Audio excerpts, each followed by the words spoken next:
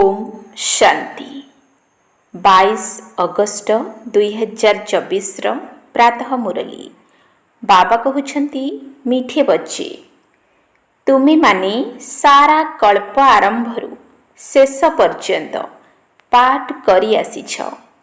एबे तुमर पाठ शेष हेला तेणु घर को फेरिबा को हेबो। तुमे माने सारा कल्प आरंभरु शेष पर्यंत पाठ करी आसीछ। एबे तुमर पाठ शेष हेला तेणु घर को फेरिबा को हेबो। प्रश्न तुमे पिला माने निजर भाग्यर महिमा केउ शब्दरे करूछ? तुमे पिला माने निजर भाग्यर महिमा केउ शब्दरे करूछ? उत्तर आमे हेउछु ब्राह्मण चोटी अर्थात सर्वोच्च। आमको निराकार भगवान पाठ पढ़ाउछंती। दुनिया रे मनुष्य मनुष्य को पाठ पढ़ाउछंती किंतु आमको स्वयं भगवान पाठ पढ़ाउछंती। तेणु आमे केते भाग्यवान। सेकेंड प्रश्न एही ड्रामा रे सबुठारु बड़ पदवी कहार? एही ड्रामा रे सबुठारु बड़ पदवी कहार? उत्तर निराकार परमपिता परमात्माकर। सिए तुम समस्त संतान मानकर पिता अटंती। एठारे सबु आत्मा ड्रामार सूत्र रे बंधा होइछंती। सबुठारु बड़ पोजिशन अर्थात पदवी बाबांकर अटे। ओम शांति। आत्मिक संतान मानकु आत्मिक पिता पचारुछंती। मधुर संतान माने निज घर शांति धाम मने अछि? भूली जाई नाहंत? एबे 84 जन्मर चक्र पूरा हेला। किपरि पूरा हेला एकथा मध्य तुमे माने बुझी जाइछ। सत्य जुगरु आरंभ करी कली जुग पर्यंत एमिति आउ केही पचारि पारिबे नाही। मीठा मीठा अति स्नेही संतान मानकु बाबा पचारुछंती एबे घर को जीव ना? घर को जाई पुणी सुखधाम को आसीबा को हेबो। एहा तो सुखधाम नुहे, एहा पुरुणा दुनिया दुखधाम। ताहा हेउछि शांति धाम सुखधाम। एबे एही दुखरु मुक्त होई मुक्तिधाम को जीवा को हेबो। मुक्तिधाम अथवा शांतिधाम जेपरिकी सम्मुखरे दंडायमान ताहा आमर घर। पुणी तुमे नुआ विश्व को आसीबो जेउठारे पवित्रता सुख शांति सबु रहिबो। एकथा तो बुझी पारुछ ना? एहार गायन मध्य करूछ। बाबांकु मध्य डाकुछंती हे पतित पावन एही पतित दुनियारू मते नहीं चाल। एथिरे बहुत दुख रहिछि मते सुख को नहीं चाल। स्मृति रे आसुछि स्वर्ग को समस्ते मने पकाउछंती। केही शरीर त्याग कले कुहंती स्वर्ग प्राप्ति हेला अर्थात स्वर्ग लोक को गमन कला। Left for heavenly abode. आत्मा स्वर्गवासी हेला। तेबे किए गमन कला? आत्मा ही गमन कला। शरीर तो जाए नहीं। एबे तुमे संतान माने ही शांति धाम सुख धाम को जानिछ। आउ केही जानी नाहंती। तुम मानकर बुद्धि रे अछि शांति धाम कौन एवं सुख धाम कौन। तुमे सुख धाम रे थिल एबे पुणी दुख धाम को आसीछ। सेकेंड मिनिट घंटा दिन वर्ष बीतीगला। एबे 5000 वर्षरु आउ किछि दिन रहिछि। बाबा पिला मानकु स्मरण कराई चलीछंती। एहा बहुत सहज कथा। एथिरे संशयर कौनसी कथा ही नाही। आत्मा 84 जन्म किपरि नेउछि एकथा मध्य काहाकु जणा नाही। लक्षे वर्षर कथा तो काहार मने रहिबा मध्य मुस्किल। वास्तव रे एहा 5000 वर्षर कथा। व्यापारी माने मध्य स्वस्तिका अंकन करुछंती। ताहाको गणेश कहि देउछंती। ଗଣେଶଙ୍କୁ ହାତୀର ଶୁଣ୍ଢ ଥିବାର ଦେଖାଉଛନ୍ତି। ମନୁଷ୍ୟ ପଇସା ଖର୍ଚ୍ଚ କରି ଚିତ୍ର ଆଦି ତିଆରି କରୁଛନ୍ତି। ଏହାକୁ କୁହାଯାଏ ୱେଷ୍ଟ ଅଫ୍ ଟାଇମ୍। ତୁମର କେତେ ଶକ୍ତି ଥିଲା, ତାହା ଦିନକୁ ଦିନ କମି କମି ଚାଲିଲା। ଯେପରି ମୋଟରରୁ ପେଟ୍ରୋଲ କମି କମି ଯାଏ। ଏବେ ତ ତୁମେମାନେ ବହୁତ ଦୁର୍ବଳ ହୋଇଯାଇଛ। 5000 ବର୍ଷ ପୂର୍ବରୁ ଭାରତରେ କ'ଣ ନଥିଲା? ଅଥାହ ସୁଖ ଥିଲା, କେତେ ଧନ ସମ୍ପତ୍ତି ଥିଲା। ଏହିଭଳି ରାଜ୍ୟ ସେମାନେ କିପରି ପ୍ରାପ୍ତ କରିଥିଲେ? ସେମାନେ ରାଜଯୋଗ ଶିଖିଥିଲେ। ଏଥିରେ ଲଢ଼େଇ ଆଦିର କୌଣସି କଥା ନାହିଁ। ଏହାକୁ ଜ୍ଞାନର ଅସ୍ତ୍ରଶସ୍ତ୍ର କୁହାଯାଉଛି। ଏଥିରେ କୌଣସି ସ୍ଥୂଳ କଥା ନାହିଁ। ଏଠାରେ ଜ୍ଞାନ ରୂପକ ଅସ୍ତ୍ରଶସ୍ତ୍ର ରହିଛି। ଜ୍ଞାନ, ବିଜ୍ଞାନ, ଯୋଗ ଏବଂ ଜ୍ଞାନର କେତେ ବଡ଼ ବଡ଼ ଅସ୍ତ୍ରଶସ୍ତ୍ର ରହିଛି। ସାରା ବିଶ୍ୱ ଉପରେ ତୁମେ ରାଜତ୍ୱ କରୁଛ। ଦେବତାମାନଙ୍କୁ ଅହିଂସକ କୁହାଯାଏ। ଏବେ ତୁମେ ପିଲାମାନଙ୍କୁ ମନୁଷ୍ୟରୁ ଦେବତା ହେବାର ଶିକ୍ଷା ମିଳୁଛି। ତୁମେମାନେ ଜାଣିଛ ଆମେ ପ୍ରତି 5000 ବର୍ଷ ପରେ ବେହଦ୍ ବାବାଙ୍କଠାରୁ ବେହଦ୍ର ସମ୍ପତ୍ତି ନେଉଛୁ। ଏହା ଆତ୍ମାର କଥା। ଏଥିରେ ସ୍ଥୂଳ ଲଢ଼େଇ ଆଦିର କୌଣସି କଥା ନାହିଁ। ଆତ୍ମା ପତିତ ହୋଇଯାଇଛି, ସେଥିପାଇଁ ପବିତ୍ର ହେବା ପାଇଁ ବାବାଙ୍କୁ ଡାକୁଛି। ବାବା କହୁଛନ୍ତି, ମଧୁର ସନ୍ତାନମାନେ, ଏବେ ତ ଘରକୁ ଯିବାକୁ ହେବ। ଏହା ହେଉଛି ଜୀବ ଆତ୍ମାମାନଙ୍କର ଦୁନିଆ। ତାହା ହେଉଛି ଆତ୍ମାମାନଙ୍କର ଦୁନିଆ। ତାକୁ ଜୀବ ଆତ୍ମାମାନଙ୍କର ଦୁନିଆ କୁହାଯାଇପାରିବ ନାହିଁ। ଏହି କଥା ଘଡ଼ି ଘଡ଼ି ସ୍ମରଣ କରିବା ଉଚିତ ଯେ ଆମେ ଦୂରଦେଶୀ। ଆମ ଆତ୍ମାମାନଙ୍କର ଘର ହେଲା ବ୍ରହ୍ମାଣ୍ଡ। ଏହା ମଧ୍ୟ ବୁଦ୍ଧିରେ ରହୁ ଯେ ଆମେ ସେଠାକାର ନିବାସୀ। ଏହି ଆକାଶ ତତ୍ତ୍ୱର ଉପରେ ଯେଉଁଠାରେ ସୂର୍ଯ୍ୟ ଚନ୍ଦ୍ର ମଧ୍ୟ ନଥାନ୍ତି, ଆମେ ସେଠାକାର ନିବାସୀ। ଏଠାକୁ ଅଭିନୟ କରିବା ପାଇଁ ଆସିଛୁ। 84 ଜନ୍ମର ଅଭିନୟ କରୁଛୁ। ସମସ୍ତେ ତ 84 ଜନ୍ମ ନେଇପାରିବେ ନାହିଁ। ସମୟ ଅନୁସାରେ ଧୀରେ ଧୀରେ ଆତ୍ମା ଉପରୁ ଏଠାକୁ ଆସନ୍ତି। ଆମେ ଅଲରାଉଣ୍ଡର ଅଟୁ। ଯେଉଁମାନେ ସବୁ କାମ କରିପାରନ୍ତି ସେମାନଙ୍କୁ ଅଲରାଉଣ୍ଡର କୁହାଯାଏ। ତୁମେ ମଧ୍ୟ ଅଲରାଉଣ୍ଡର। କଳ୍ପର ଆଦିରୁ ଅନ୍ତ ପର୍ଯ୍ୟନ୍ତ ତୁମର ଅଭିନୟ ରହିଛି। ଶେଷ ପର୍ଯ୍ୟନ୍ତ ଉପରୁ ଆତ୍ମାମାନେ ଆସିବାରେ ଲାଗିଥାନ୍ତି।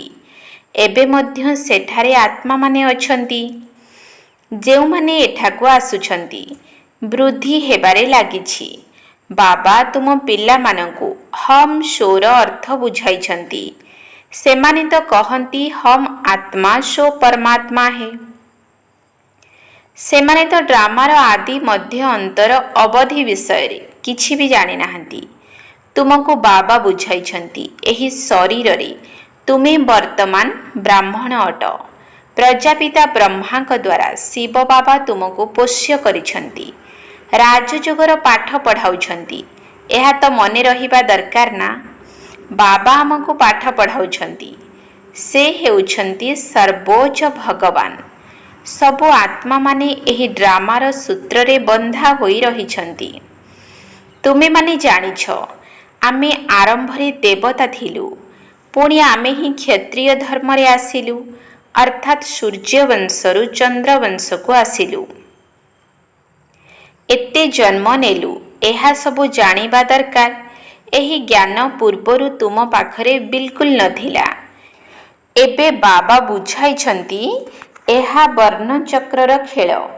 ଏବେ ଶୂଦ୍ର ବର୍ଣ୍ଣରୁ ବ୍ରାହ୍ମଣ ହୋଇଛ, ବ୍ରାହ୍ମଣରୁ ପୁଣି ଦେବତା ହେବ। ବିରାଟ ରୂପ ଦେଖାଇଥାନ୍ତି ନା। ତୁମର ବୁଦ୍ଧିରେ ସମସ୍ତ ଜ୍ଞାନ ରହିଛି। କିପରି ଆମେ ନିମ୍ନଗାମୀ ହୋଇ ପୁଣି ବ୍ରାହ୍ମଣ କୂଳକୁ ଆସିଲୁ, ପୁଣି ଦୈବୀ ରାଜଧାନୀରେ ଆସିଲୁ। ଏବେ ତୁମେ ସର୍ବଶ୍ରେଷ୍ଠ ବ୍ରାହ୍ମଣ ହୋଇଛ। ଚୁଟି ସବୁଠାରୁ ଉପରେ ଥାଏ। ନିଜକୁ କିଏ ତୁମ ଭଳି ଉଚ୍ଚ କୂଳର ବୋଲି କହିପାରିବ? ଭଗବାନ ବାବା ଆସି ତୁମକୁ ପାଠ ପଢ଼ାଉଛନ୍ତି। ତୁମେମାନେ କେତେ ଭାଗ୍ୟଶାଳୀ। ନିଜର ଭାଗ୍ୟର କିଛି ମହିମା ତ କର। ବାହାରେ ତ ସବୁ ମନୁଷ୍ୟମାନଙ୍କୁ ପାଠ ପଢ଼ାଉଛନ୍ତି। ଇଏ ତ ନିରାକାର ବାବା। ଏହି ବାବା ପ୍ରତି କଳ୍ପରେ ଥରେ ମାତ୍ର ଆସି ଜ୍ଞାନ ଦେଇଥାନ୍ତି। ପାଠ ତ ସମସ୍ତେ ପଢ଼ନ୍ତି ନା, ବାରିଷ୍ଟରୀ ପାଠ ପଢ଼ି ବାରିଷ୍ଟର ହେଉଛନ୍ତି। ସେହି ପାଠ ମନୁଷ୍ୟଙ୍କୁ ପଢ଼ାଇ ଆସୁଛନ୍ତି। ଏବେ ଏହା ହେଉଛି ଭଗବାନ ଉବାଚ। ମନୁଷ୍ୟକୁ ତ କେବେ ଭଗବାନ କୁହାଯାଇ ପାରିବ ନାହିଁ। ସେ ତ ହେଉଛନ୍ତି ନିରାକାର। ଏଠାକୁ ଆସି ତୁମେ ପିଲାମାନଙ୍କୁ ପାଠ ପଢ଼ାଉଛନ୍ତି। ପାଠପଢ଼ା ତ ସୂକ୍ଷ୍ମ ଲୋକରେ ନା ବ୍ରହ୍ମଲୋକରେ ହୁଏ? ପାଠପଢ଼ା ଏହିଠାରେ ହିଁ ହୁଏ। ଏଥିରେ ବିଚଳିତ ହେବାର କିଛି କଥା ନାହିଁ। ସ୍କୁଲରେ କେବେ ବିଦ୍ୟାର୍ଥୀ କହିବେ ନାହିଁ ଯେ ଆମେ ଅଡ଼ୁଆରେ ପଡ଼ିଛୁ, ଆମର ନିଶ୍ଚୟ ଆସୁନାହିଁ। ସେମାନେ ପାଠ ପଢ଼ି ନିଜର ପଦ ପ୍ରାପ୍ତ କରନ୍ତି। ଏହି ଲକ୍ଷ୍ମୀ ନାରାୟଣ ସତ୍ୟଯୁଗ ଆରମ୍ଭରେ ବିଶ୍ୱର ମାଲିକ କିପରି ହେଲେ? ନିଶ୍ଚିତ ବାବାଙ୍କ ଦ୍ୱାରା ହୋଇଥିବେ। ବାବା ତ ସତ୍ୟ ହିଁ କହିବେ। ଭଗବାନ କ'ଣ ଭୁଲ କହିପାରିବେ? ଏହା ହେଉଛି ବହୁତ ବଡ଼ ପରୀକ୍ଷା। ଏହି ସମୟରେ ତ ପ୍ରଜାଙ୍କର ପ୍ରଜା ଉପରେ ରାଜ୍ୟ ଚାଲିଛି। ରାଜା ରାଣୀ ନାହାନ୍ତି, ସତ୍ୟ ଯୁଗରେ ଥିଲେ। ଏବେ କଳି ଯୁଗର ଅନ୍ତିମ ସମୟରେ ରାଜା ରାଣୀ ନାହାନ୍ତି। ଏହାକୁ କୁହାଯାଉଛି ପଞ୍ଚାୟତି ରାଜ୍ୟ। ଗୀତାରେ ଲେଖି ଦେଇଛନ୍ତି, କୌରବ ଓ ପାଣ୍ଡବ। ଆତ୍ମିକ ପଣ୍ଡା ତ ତୁମେ ନା? ସମସ୍ତଙ୍କୁ ଘରର ରାସ୍ତା ଦେଖାଉଛ। ତାହା ହେଉଛି ତୁମ ଆତ୍ମାମାନଙ୍କର ଆତ୍ମିକ ଘର। ଆତ୍ମା ଶରୀର ଧାରଣ କରି ଅଭିନୟ କରିଥାଏ। ଏହି କଥା ତୁମ ବ୍ୟତୀତ ଅନ୍ୟ କେହି ଜାଣିନାହାନ୍ତି। ଋଷି ମୁନି ଆଦି କେହି ବି ନା ରଚୟିତା ନା ରଚନାର ଆଦି ମଧ୍ୟ ଅନ୍ତକୁ ଜାଣିଛନ୍ତି। ଲକ୍ଷ ଲକ୍ଷ ବର୍ଷ କହିଦେଉଛନ୍ତି, ପରନ୍ତୁ ଏହାର ପୂରା ହିସାବ କିତାବ କିଛି ନାହିଁ। ଅଧା ଅଧା ମଧ୍ୟ ହୋଇପାରିବ ନାହିଁ। ପୂରା ଅଧା ସୁଖଧାମ, ପୁଣି ପୂରା ଅଧା ଦୁଃଖଧାମ। ଏହା ହେଉଛି ପତିତ ବିକାରୀ ଦୁନିଆ, କିନ୍ତୁ ତାହା ନିର୍ବିକାରୀ ଦୁନିଆ। ବାବା କେତେ ଉଚ୍ଚରୁ ଉଚ୍ଚ, ପରନ୍ତୁ କେତେ ସାଧାରଣ। କୌଣସି ବଡ଼ ଲୋକ ଅଫିସର ଆଦିଙ୍କ ସହିତ ଭେଟିଲେ ତାଙ୍କୁ କେତେ ସମ୍ମାନ କରନ୍ତି। ପତିତ ଦୁନିଆରେ ପତିତ ମନୁଷ୍ୟ ହିଁ ପତିତମାନଙ୍କ ସହିତ ଭେଟ କରିଥାନ୍ତି। ପବିତ୍ରତା ହେଉଛି ଗୁପ୍ତ, ବାହାରୁ କିଛି ଦେଖାଯାଏ ନାହିଁ। ବାବାଙ୍କୁ କୁହାଯାଏ ଜ୍ଞାନର ସାଗର, ଆନନ୍ଦର ସାଗର। ସବୁ କଥାରେ ବାବା ସମ୍ପୂର୍ଣ୍ଣ, ତେଣୁ ତାଙ୍କୁ ଜ୍ଞାନର ସାଗର କୁହାଯାଏ। ପ୍ରତ୍ୟେକ ମଣିଷଙ୍କର ପଦପଦବୀର ମହିମା ଅଲଗା ଅଲଗା। ମନ୍ତ୍ରୀଙ୍କୁ ମନ୍ତ୍ରୀ, ପ୍ରଧାନମନ୍ତ୍ରୀଙ୍କୁ ପ୍ରଧାନମନ୍ତ୍ରୀ କୁହାଯିବ। ଇଏ ହେଉଛନ୍ତି ଉଚ୍ଚରୁ ଉଚ୍ଚ ଭଗବାନ। ସବୁଠାରୁ ଉଚ୍ଚ ସ୍ଥାନ ନିରାକାର ବାବାଙ୍କର, ଯାହାଙ୍କର ଆମେ ସବୁ ସନ୍ତାନ। ସେଠାରେ ଆମେ ସବୁ ପରମ ଧାମରେ ରହୁ। ତାହା ଆମ ଆତ୍ମାମାନଙ୍କର ଘର। ଏଠାରେ ସମସ୍ତଙ୍କୁ ନିଜ ନିଜର ପାଠ ମିଳିଛି। କେହି କେହି ଗୋଟିଏ ଜନ୍ମ ଅଭିନୟ କରି ମଧ୍ୟ ଫେରି ଯାଉଛନ୍ତି। ବାବା ବୁଝାଉଛନ୍ତି, ଏହା ମନୁଷ୍ୟ ସୃଷ୍ଟିର ଭେରାଇଟି ବୃକ୍ଷ। ଜଣେ ଅନ୍ୟ ଜଣଙ୍କ ସହିତ ମିଶି ପାରିବେ ନାହିଁ। ଆତ୍ମା ତ ଏକାପରି, ବାକି ଶରୀର ସମସ୍ତଙ୍କର ଏକାପରି ହୋଇପାରିବ ନାହିଁ। ନାଟକରେ ମଧ୍ୟ ଦେଖାଇଛନ୍ତି, ଯେଉଁଥିରେ ଏକା ସଦୃଶ ଚେହେରା ଦେଖାଇଥାନ୍ତି, ଯାହାଦ୍ୱାରା ଅଡ଼ୁଆରେ ପଡ଼ିଯାଆନ୍ତି କି ଜଣା ନାହିଁ ମୋର ପତି ଇଏ ନା ଇଏ। ଏହା ତ ବେହଦର ଖେଳ। ଏଥିରେ ଗୋଟିଏ ଚେହେରା ଅନ୍ୟ ସହିତ ମିଶେ ନାହିଁ।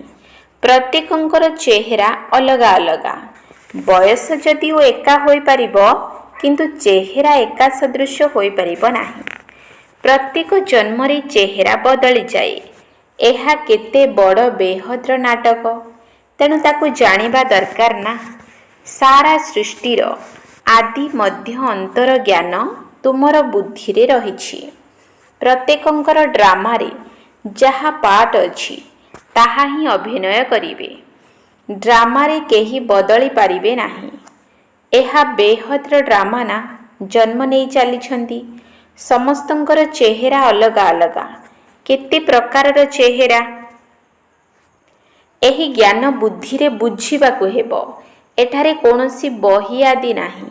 ଗୀତାର ଭଗବାନ ହାତରେ ଗୀତା ନେଇ ଆସନ୍ତି କି? ସେ ତ ଜ୍ଞାନର ସାଗର, ପୁସ୍ତକ ଇତ୍ୟାଦି ଆଣନ୍ତି ନାହିଁ। पुस्तक तो भक्ति मार्ग रे तैयारी करिछंती। एसबु ड्रामारे निर्धारित होई रहिछि। एक सेकेंड अन्य सेकेंड सहित मिसे नाही। तुम पिला मानकु तो सबु बुझाई दिया जाइछि। चक्र संपूर्ण होई गले पुणी नूतन भावरे आरंभ हेबो। एबे तुमे माने पाठ पढुछ, बाबा को मध्य तुमे माने जानिगल, रचना को मध्य जानिगल। ब्रह्मलोकरु एठाकु अभिनय करिबा पई आसुछ। एही रंगमंच केते बड़, एहार किछि माप होई परिबो नाही। केही शेष पर्यंत पहुँची पारिबे नाही। सागर एवं आकाशर केही अंत पाई पारिबे नाही। सेथिपाई बेअंत बोली गायन रहिछि। पूर्वरु एते चेष्टा करू नथिले, एबे चेष्टा करूछंती। विज्ञान भी एबे रहिछि। पुणी केबे आरंभ हेबो? जेतेबेले तार पाठ थिबो। एते सबु कथा कौन शास्त्र रे अछि? वक्तांक बदल रे श्रुतांकर नाम रखी देइछंती। ये काली आत्मा, ये गोरी आत्मा, अर्थात ये पतित आत्मा, ये पवित्र आत्मा। पतित आत्मा एहांक ठारु सुनी पवित्र हुअंती। ज्ञान द्वारा केते उच्च पद मिली थाए। एहा हेउछि गीता पाठशाला। किए पढ़ाउछंती? भगवान। अमरपुरी पाई राजयोग शिखाउछंती। एइथिपाई एहाकु अमर कथा मध्य कुहाजाए। तेबे निश्चित भावरे संगम जुगरे ही सुनाई थिबे। जिए कल्प पूर्वरु पढ़ी थिले से ही आसी पढ़िबे एवं क्रमानुसारे पद प्राप्त करिबे। तुमे माने एठाकु केते थर आसीछ? अगणित थर। केही जदि पचारंती एही नाटक केबे आरंभ हेला, तुमी कहिबो एहा तो अनादि कालरु चली आसुछि। गणतीर कथा होई परिबो नाही। किंतु पचारिबार विचार मध्य तांकर मन को आसे नाही। शास्त्र रे सबु भक्ति मार्गर कहानी रहिछि, जाहाकु पढ़िबारे लागिछंती। एठारे तो अनेक भाषा रहिछि। सत्य जुगरे अनेक भाषा आदि रहिबो नाही। एक धर्म, एक भाषा, एक राज्य तुमे स्थापन करूछ। सेमाने तो शांति स्थापन करिबा पाई मत देउथिबा व्यक्तिंकु प्राइज देउछंती। शिव बाबा तुमको सारा विश्व रे शांति स्थापन करिबार मत देउछंती। तुमे माने तांको कौन प्राइज देउछ? बरं से तुमको प्राइज देउछंती। सिए निजे किछि भी नेउ नाहंती। एहा बुझिबार कथा। कालीर कथा। जेतेबेले एहांकर राज्य थिला, एबे रहिबा पाई स्थान नाही। सेठारे 2-3 महला तैयारी करिबार दरकार हुए नाही। काठ आदिर दरकार हुए नाही। सेठारे तो सुना रूपार घर हेबो। विज्ञान बलरे शीघ्र घर तैयारी होइछिबो। एठारे तो विज्ञान ठारू सुख भी मिलुछि तो दुख मध्य मिलुछि। एहा द्वारा सारा दुनियार विनाश होइछिबो। एहाकु कहा जाए फॉल ऑफ पंपिया, मिथ्या आडंबरर अधपतन। एठारे मायार केते मिठा आडंबर रहिछि। धनी मानक पाई तो जेपरि स्वर्ग, सेथिपाई सेमाने तुमर कथा सुनिबे नाही। पूर्वरु तुमे माने मध्य जानि नथिल। एठाकु बाबा आसी डायरेक्ट तुम मानकु पाठ पढ़ाउछंती। बाहरे तो पुणी भी पिला माने पाठ पढ़ाउछंती। मित्र संबंधी आदि मने पड़ुछंती। एठारे तो बाबा बसी बुझाउछंती। दिन को दिन तुमे माने जोगर यात्रा रे पक्का होई चलिबो। पुणी तुमर किछि भी मने रहिबो नाही। केवल घर एवं राजधानी मने पड़िबो। पुणी एही चाकिरी आदि मने पड़िबो नाही। बसु बसु जेपरि हार्ट फेल होई जांती, सेही परि मृत्यु मुखरे पड़िबे। दुखर कौनसी कथा नाही। डाक्तरखाना आदि तो किछि नथिबो। बाबांकु जानिगले एवं स्वर्गर मालिक होइगले। तुमर तो हक अछि, समस्तंकर नाही। कारण स्वर्गरे समस्ते तो आसीबे नाही ना। अच्छा, मीठा मीठा सिकिल धे संतान मानक प्रति माता पिता बाप दादांकर मधुर स्नेह संपन्न शुभेच्छा एवं सुप्रभात। आत्मिक पितांकर आत्मिक संतान मानकु नमस्ते। आत्मिक संतान मानकर आत्मिक बाप दादांकु नमस्ते नमस्ते नमस्ते। सुप्रभात। धारणा पाई मुख्य सार 1 नंबर पॉइंट, आत्मिक पंडा होई समस्तंकु आत्मिक घरर रास्ता देखाइबाकु हेबो। ज्ञान एवं योगर अस्त्र शस्त्र द्वारा सारा विश्व उपरे राजत्व करिबाकु हेबो। डबल अहिंसक हेबाकु पड़िबो। आत्मिक पंडा होई समस्तंकु आत्मिक घरर रास्ता देखाइबाकु हेबो। ज्ञान एवं योगर अस्त्र शस्त्र द्वारा सारा विश्व उपरे राजत्व करिबाकु हेबो। डबल अहिंसक हेबाकु पड़िबो। 2 नंबर पॉइंट, 84 जन्मर ऑलराउंड पाठ करिथिबा आत्मा मानकु एबे ऑलराउंडर अर्थात सबुथिरे संपूर्ण हेबाकु पड़िबो। सबु काम करिबाकु पड़िबो। एही बेहद नाटकरी समस्तंकर भिन्न भिन्न पार्ट को देखि हर्षित रहिबाकु हेबो। 84 जन्मर ऑलराउंड पाठ करिथिबा आत्मा मानकु एबे ऑलराउंडर अर्थात सबुथिरे संपूर्ण हेबाकु पड़िबो। सबु काम करिबाकु पड़िबो। एही बेहद नाटकरे समस्तंकर भिन्न भिन्न पार्ट को देखि हर्षित रहिबाकु हेबो।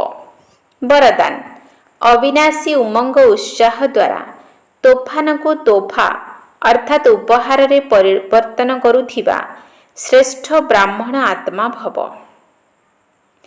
अविनाशी उमंग उत्साह द्वारा तोफान को तोहफा अर्थात उपहार रे परिवर्तन करुथिबा श्रेष्ठ ब्राह्मण आत्मा भव। उमंग उत्साह ही ब्राह्मण मानकर उड़ीबार कलार डेणा अटे। तेणु एही डेणा द्वारा सर्वदा उड़ुथाओ। एही उमंग उत्साह तुम ब्राह्मण मानकर बड़रु बड़ शक्ति अटे। तेणु तुम मानकर जीवन केबे भी निरस जीवन नुहे। सेथिरे सर्वदा उमंग उत्साह रे रहुथिबा आत्मा केबे भी निराश हेबो नाही। कारण उत्साह तोफान को मध्य तोहफा करि दिए। कौनसी भी परीक्षा बा समस्या को मनोरंजन रो अनुभव कराई थाए। तेणु एही भली अविनाशी उमंग उत्साह रे रहुथिबा आत्मा माने ही श्रेष्ठ ब्राह्मण अटंती। स्लोगान, जदि शांति रूपक धूपकाठी जलाई रखिब अशांतिर दुर्गंध समाप्त होइछिब। जदि शांति रूपक धूपकाठी जलाई रखिब अशांतिर दुर्गंध समाप्त होइछिब। ओम शांति।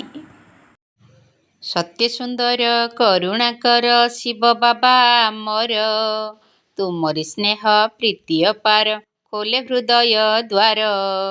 सत्य सुंदर करुणाकर शिव बाबा मोर, तुमरी स्नेह प्रीति अपार खोले हृदय द्वार। सत्य सुंदर करुणाकर, सत्य सुंदर करुणाकर, सत्य सुंदर करुणाकर, सत्य सुंदर करुणाकर। हे प्रभु तुमे बड़ चतुर, जदि भी अट निराकार। ब्रह्मातनकु करिया सरा, मुरली पढ़ी शुणाओ परा। राजयोगर ज्ञान देउछ जहा सबुठु सार, राजयोगर ज्ञान देउछ जहा सबुठु सार। पापकु दही कर पवित्र, आत्माकु निय घर। प्रेम सागर गुण सागर, सत्य सुंदर करुणाकर। प्रेम सागर गुण सागर, सत्य सुंदर करुणाकर। सत्य सुंदर करुणाकर शिव बाबा मोर, तुमरी स्नेह प्रीति अपार खोले हृदय द्वार। ମନ୍ମନା ମନ୍ତ୍ର ଦେଉଛ ତୁମେ, ଗ୍ରହଣ କରୁ ସାଦରେ ଆମେ।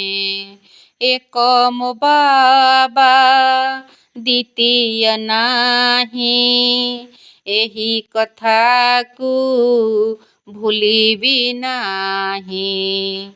ସ୍ୱଦର୍ଶନ ଚକ୍ର ଘୂରେଇ ଘୂରେଇ ପାଇବୁ ସାର, ସ୍ୱଦର୍ଶନ ଚକ୍ର ଘୂରେଇ ଘୂରେଇ ପାଇବୁ ସାର।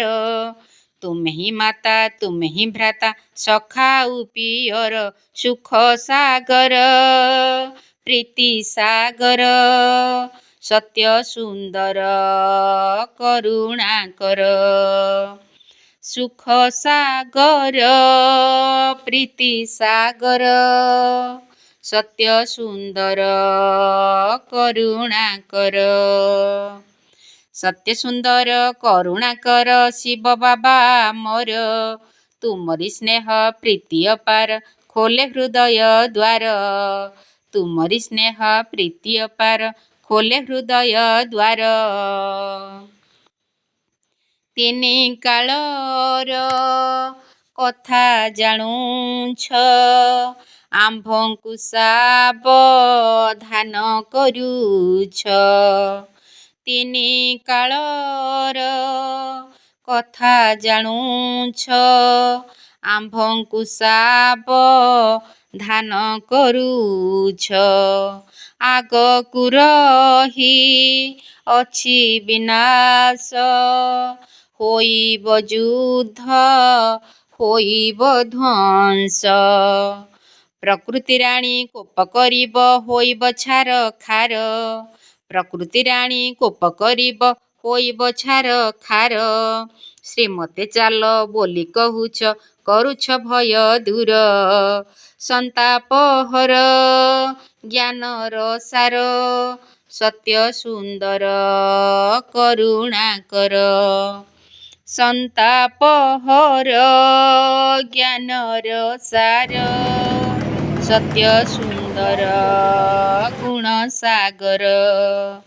ସନ୍ତାପ ହର ଜ୍ଞାନର ସାର, ସତ୍ୟ ସୁନ୍ଦର କରୁଣାକର। ସତ୍ୟ ସୁନ୍ଦର କରୁଣାକର ଶିବ ବାବା ମୋର, ତୁମରି ସ୍ନେହ ପ୍ରୀତି ଅପାର ଖୋଲେ ହୃଦୟ ଦ୍ୱାର, ତୁମରି ସ୍ନେହ ପ୍ରୀତି ଅପାର ଖୋଲେ ହୃଦୟ ଦ୍ୱାର।